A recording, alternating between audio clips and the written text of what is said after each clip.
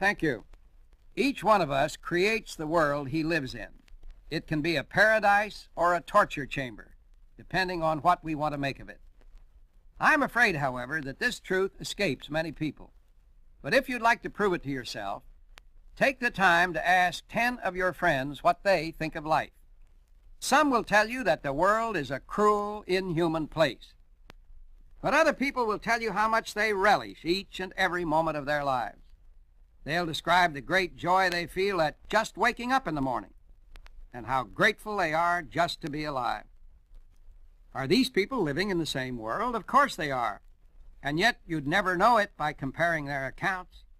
After this word, I'd like to tell you about a young doctor whose life changed dramatically, and for the better, just by exposing himself to people who were in love with the adventure of living.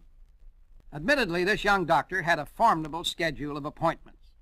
And as is true with most doctors, I suppose, a lot of his patients weren't really sick physically. "I'm fed up," he told his wife one day. "All I do is listen to the complaints of a lot of neurotics. Why in tarnation don't they learn to stand on their own feet instead of lean on me all day long?" Recognizing that her husband was at the end of his rope, his wife suggested they take a few days off and spend a week in New York.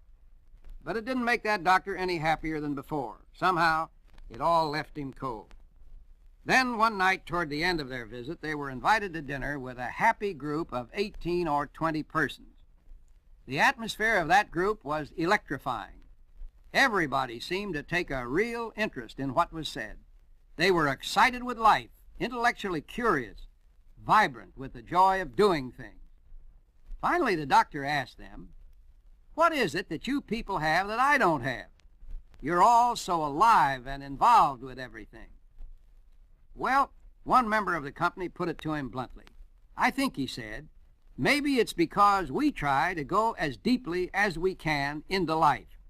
You've got to explore everything until you find the beauty there." This startled this young physician, and he began to examine that thought.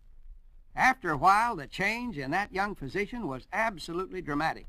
"I suddenly discovered," he said later, "what a privilege it is to be given the opportunity to try and heal human beings." You, too, can change a humdrum life into one of endless excitement. All it takes is a basic change of attitude. The basic challenges of your life probably will not change. But when you learn to perceive the vast opportunities of those challenges, you'll have turned the corner to joyous, confident living.